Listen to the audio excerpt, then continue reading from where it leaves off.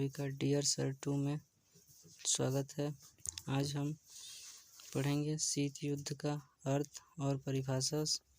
तो हम सबसे पहले बता दें कि इस चैनल का माध्यम है हम सिविल सर्विस से ज्वाइंटेड सभी चीज़ों के बारे में जानकारियाँ आपको चित्र के द्वारा और PDF के द्वारा देते रहेंगे। इससे शीत युद्ध शब्द का पहली बार प्रयोग बर्नार्ड बारूच नामक अमेरिकी राजनीतिज्ञ वैज्ञानिक ने किया था। सबसे पहले इस शब्द का प्रयोग कौन किया? तो बर्नार्ड बारूच नामक वैज्ञानिक। कहाँ का वैज्ञानिक था? अमेरिका का वैज्ञानिक था, उसने ही किया था। लेकिन उसके बारे में उन्होंने पूर्ण जानकारियाँ नहीं दे पाए।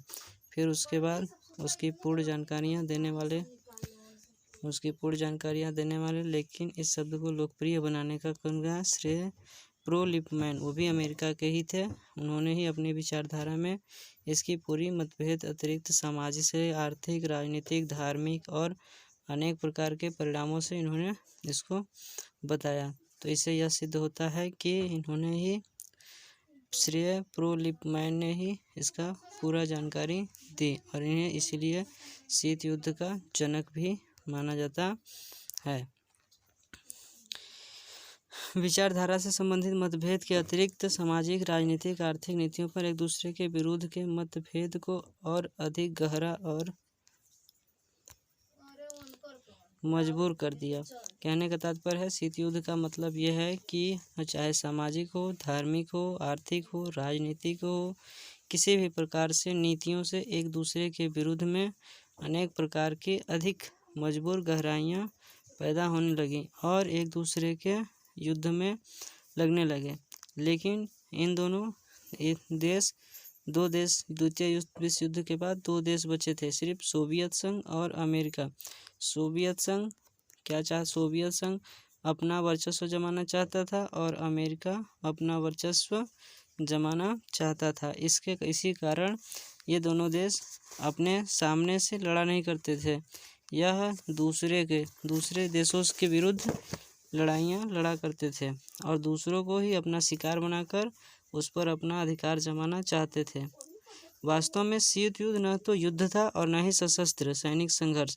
यह स्थिति न शांति की थी और न ही बेचैनी की भरी शांति। यह स्थिति गोलाबारी, तोपों से नहीं बल्कि सिर्फ अखबार से, परस्पर विरोधी बयानों, चालबाजी, राजनीतिक प्रचार द्वारा लड़ा जा रहा था।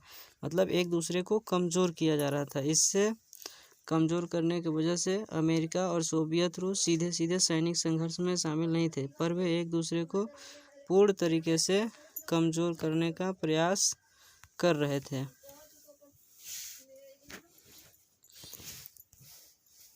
शीत युद्ध की परिभाषा। अब हम पढ़ेंगे शीत युद्ध की परिभाषा।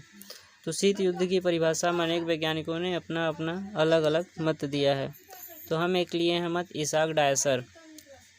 इसाक डायसर का मत क्या है? शीत युद्ध की प्रकृति त्रोत्स्की की ब्रेस्त-लिटोव्स्क में की गई प्रसिद्ध घोषणा की याद दिलाने वाली थी, जहां उन्होंने कहा था न युद्ध और न शांति।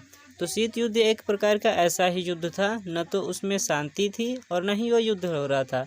वह क्या था? चालबाजी से लड़ा जा रहा युद्ध था। वह युद्ध कभी भी मतलब लग रहा था कि वह बहुत बड़ा युद्ध होगा या तृतीय विश्व युद्ध हो सकता है, लेकिन ऐसा कुछ हुआ नहीं। वह सिर्फ बेचैनी भरा और अशांति भरा समय था।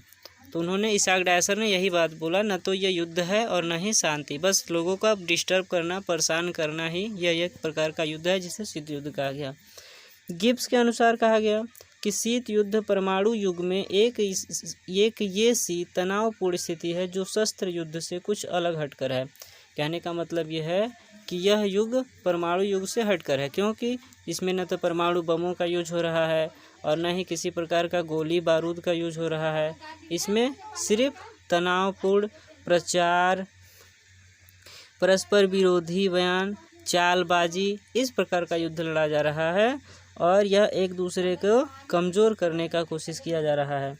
ऐसा मतलब यह है कि ये दूसरे के प्रति अपना वर्चस्व जमाकर अपना अधिकार पूर्ण तरीके से जमाना चाहते थे।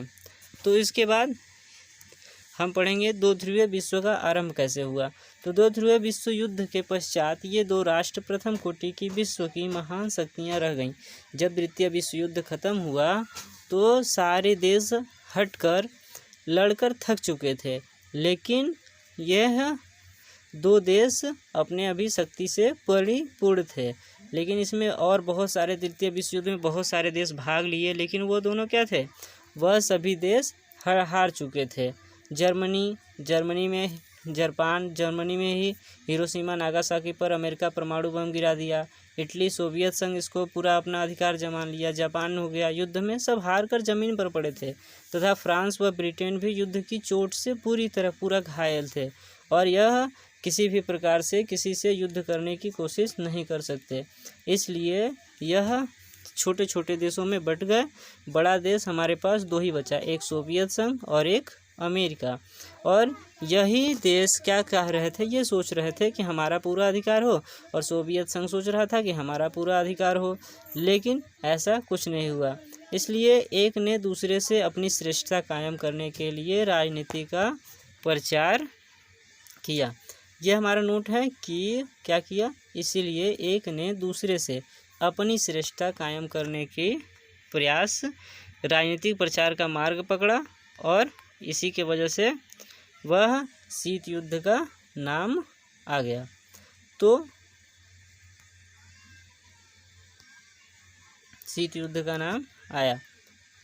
तो ये था हमारा शीत युद्ध का परिभाषा।